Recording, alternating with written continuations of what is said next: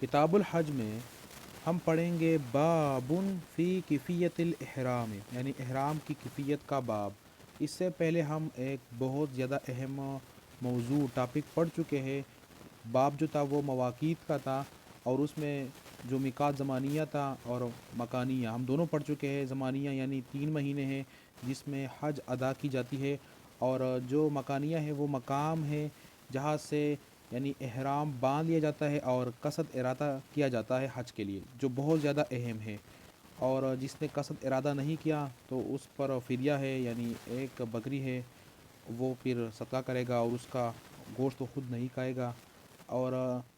یہ دو چیزیں بہت اہم ہو گئے کہ احرام باندھنا اور نیت کرنا مواقیت سے پہلے ہے۔ اس کے بعد احرام کی کیفیت کے بارے میں بتایا گیا ہے کہ اول مناسک الحج جو ہے وہ احرام ہے، اور اس میں نیت بھی داخل ہے، یعنی نیت پھر کرنا، کیونکہ جس نے احرام پہ لیا اس نے بس اب نیت بھی کرے گا کیونکہ وہ حج پہ جا رہا ہے۔ اور جب انہوں نے پہن لیا احرام کو تو اسے کہتے ہیں کہ جو مسلمان ہے وہ یحرم ہو گیا، یعنی محرم ہو گیا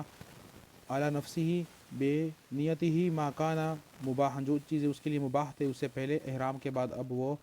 کیا ہو گئے، حرام ہو گئے۔ جس طرح نکاح کرنا، خوشبو لگانا، یہ ناخن کاٹنا اور بال کٹوانا، خلق کرنا، اور وہ اشیاء جو پہنے جا سکتے ہیں جس طرح ٹوپی وغیرہ یا کپڑے وغیرہ یا قمیص وغیرہ، شلوار یا موزے وغیرہ پہننا، یہ سب چیزیں کیا ہو گئے، حرام ہو گئے۔ تو یہ چیزیں کیا ہے، محظورات میں سے بھی ہے کہ اس کو منع کیا گیا ہے۔ اس کو احرام والا بندہ نہ پہن سکتا ہے، نہ استعمال کر سکتا ہے، نہ اس طرح عمل کر سکتا ہے۔ تو یہ ہو گیا کیفیت الاحرام کہ اب یہ چیزیں کیا ہو گئی، حرام ہو گئی۔ ابن تیمیہ نے تو یہ فرمایا ہے نا کہ قصد کرنا دل سے کر دینا چاہیے، اور پھر عمل سے اعمال صحیح کر دینا چاہیے۔ اور یہاں پر یہ بتایا گیا ہے کہ چند چیزیں مستحب ہے یعنی احرام سے پہلے، وہ یہ ہے کہ بندہ صحیح غسل کر لے، سارے بدن کو دھو لے، اور یہاں تک کہ جو حائض ہے وہ بھی غسل کر لے، یہی سنت ہے، مستحب ہے۔ اور ثانیاً جو مستحب ہے وہ تنظیف یعنی صفائی کر لے۔ مثال کے طور پر جو بال ہے، مونچھ ہے یا بغلوں کے بال ہے یا نیچے جو بال ہے زیر ناف، اس کو صاف کر دے، اور اگر وہ زیادہ نہیں ہوئے ہیں تو بس چھوڑ دے، حسب ضرورت کر دے، کیونکہ اگر پہلے سے زیادہ ہے تو آپ پھر احرام کی حالت میں اس کو کاٹ نہیں کر سکتے، نہیں یعنی کم نہیں کر سکتے ہیں، منڈوا نہیں سکتے ہو، تو پہلے سے اس کو کم کر دے، کاٹ دے، صفائی کر لے۔ ثالثاً یہ ہے کہ مستحب ہے کیا کہ وہ خوشبو لگائے جسم پر، احرام کے کپڑے پہ نہیں، جسم پہ لگائے، اور یہ عود وغیرہ ہو گئے قسم سے خوشبو لگائے جسم پر۔ رابعاً یہ ہے کہ جو بندہ ہے مرد، وہ کیا کرے، دور کرے، قمیص ہو گیا، لباس ہو گیا یا ٹوپی وغیرہ ہو گئی جو اس کے بدن کے ساتھ ٹچ ہے، وہ چیز ہٹا دے۔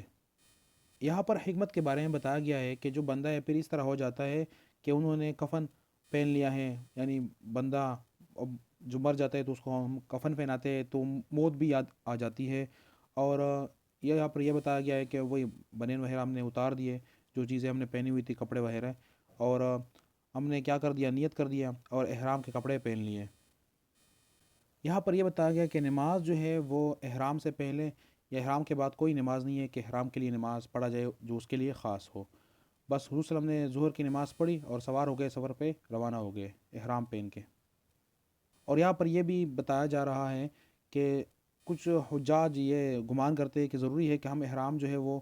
جہاں پر مساجد بنائے گئے ہیں میقات میں وہاں پر پہن لیں اور وہاں پر جائے، یا ادھر سے ہی ضروری ہے، نہیں، آپ اس سے پہلے بھی پہن سکتے ہو۔ اور یہ بتایا گیا ہے کہ یہ جو مساجد تھے یہ حضور صلی اللہ علیہ وسلم کے دور میں موجود نہیں تھے، اب یہ بنائے گئے ہیں، تو آپ اس سے پہلے میقات سے پہلے آپ نے صرف احرام باندھنا ہے، بس یہ مطلوب ہے۔ اور یہاں پر یہ بتایا گیا کہ بندہ اختیار کر سکتا ہے، جو حج کے طریقے ہیں وہ 3 ہیں، یعنی 3 طرح کا حج کیا جاتا ہے، ایک تمتع ہو گیا، ایک قران ہو گیا، ایک افراد ہو گیا۔ اب وہ کیا ہے، یہ 3 اقسام کا جاننا بہت ضروری ہے۔ التمتع وہ ہے جس میں احرام پہن لیا ایک عمرے کے لیے اور پھر اس سے فارغ ہو کے حج کے لیے دوسرا احرام پہن لیا، اور افراد وہ ہے کہ ایک احرام میں صرف آپ نے صرف ایک حج کیا، یعنی عمرہ نہیں کیا،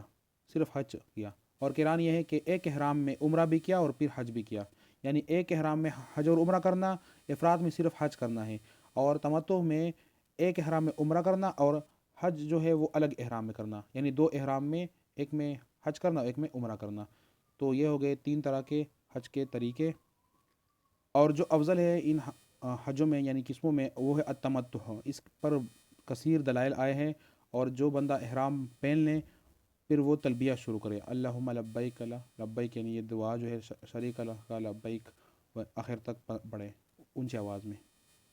بابن فی محظورات الاحرام، یعنی وہ چیزیں جس سے منع کیا گیا ہے، یعنی احرام والا نہیں کر سکتا ہے۔ اب 9 چیزیں بتائی گئی ہے، ان میں سے ہم پڑھ بھی چکے ہیں کہ یہ چیزیں حرام ہو جاتی ہے جو مباح ہے، یعنی خلق الشعر، بال جو ہے اس کا منڈوانا یا کاٹنا یا کم کرنا، جو بھی بال ہو جسم کے جس حصہ کا بھی ہو، تو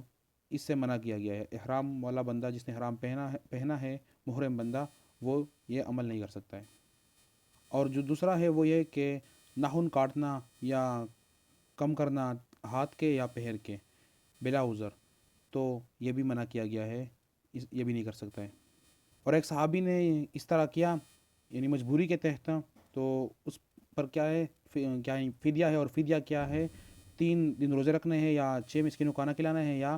ایک شاہ یعنی دمبے کو ذبح کرنا ہے۔ اور المحظور الثالث، جو تیسرا ہے، وہ سر کو ڈانپنا، یہ منع ہے، یعنی نہ امامہ پہن سکتے، نہ پگڑی وغیرہ چیزیں، سر کو ہم ڈانپ نہیں سکتے۔ المحظور الرابع جو ہے، یعنی مذکر جو ہے، یعنی مرد کے لیے پہنا، جو پتنون ہو گیا، بنین ہو گیا، یا قمیص ہو گیا، یا چادر وغیرہ سے جو کپڑا سا ہو گیا، اس کو نہیں پہن سکتا ہے، تو یہ چیزیں اس سے منع کیے گئے ہیں، یہاں تک کہ موزے بھی نہیں پہن سکتا ہے۔ اور 5واں جو ہے وہ کیا ہے، طیبو، یعنی خوشبو لگانا، تو یہ بھی خوشبو نہیں لگا سکتا ہے، تو اس سے بھی منع کیا گیا ہے۔ چھٹا جو ہے وہ قتل صید البر، خشکی کا شکار کرنا، تو یہ اس کے لیے حرام ہے، جائز نہیں ہے، منع کیا گیا ہے۔ اور یہاں پر جو 7واں ہے وہ نکاح نہیں کر سکتا ہے، نہ خود، نہ وکیل بن کے، نہ دوسرے کے لیے، یعنی وکالت یا ولین۔ اور الوتھو، یعنی جماع بھی نہیں کر سکتا ہے، ہم بستری نہیں کر سکتا ہے، یہ بھی منع ہے۔ اور التاسع جو ہے وہ یعنی اٹیچ ہو جانا، جو اپنی اہلیہ ہے اس کے ساتھ قریب آ جانا، مباشرت کر دینا، یعنی ہم بستری کے علاوہ، تو اسے بھی منع کیا گیا ہے۔ تو جو 9 چیزیں ہیں وہ تو ہم نے پڑھ لی ہے۔ اس کے بعد یہ ہے کہ جو محرم ہے وہ اس کے لیے مستحب یہ ہے کہ وہ تلبیہ کرے، اللہ کا ذکر کرے، قرآن مجید کی تلاوت کرے، امر بالمعروف کرے ونہی عن المنکر وغیرہ وغیرہ نیک اعمال کرے۔ اور اس کے بعد بتایا گیا ہے کہ جو بالتمتع ہے، یعنی حج تمتع ہے، وہ کس طرح کرنا ہے، عمرے کے ساتھ طواف کرنا ہے، 7 چکر لگانے ہیں، اس کے بعد 2 رکعت پڑھنے ہیں، اور افضل یہ ہے کہ مقام ابراہیم کے ساتھ پڑھے جائے، یا اگر ناممکن ہو، مشکل ہو، پھر جہاں مسجد میں جگہ مل جائے، مکان مل جائے، وہاں پہ پڑھ لیں۔ اس کے بعد نکلا جائے، صفا اور مروہ ادا کی جائے، اور وہ بھی 7 چکر ہے، اور شروع ہوتا ہے صفا سے اور ختم ہوتا ہے مروہ پر، یعنی ایک جانا جو ہو گیا وہ 1 چکر ہو گیا، اور ایک طرف واپس آنا وہ بھی 1 چکر ہو گیا، تو یہ ہو گیا صفا اور مروہ۔ اور یہاں پر بتایا گیا ہے کہ اس دوران میں، چکر کے دوران، دعاؤں میں مشغول رہے، اللہ سے دعا مانگے۔ اور جب 7واں چکر مکمل ہو جائے، فارغ ہو جائے، پھر مرد جو ہے وہ سارے بالوں کو منڈوائے، سر کو، اور عورت کے لیے قصر کرنا ہے ایک ذرا بالوں کے، چند بالوں کے۔ تو یہ عمرہ اس کا مکمل ہو گیا، یہ حج تمتع کا انہوں نے نیت کیا ہے، اب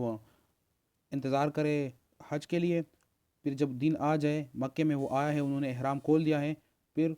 اس کا ارادہ کر لے اور وہ باقی اعمال پورے کر لے حج کے۔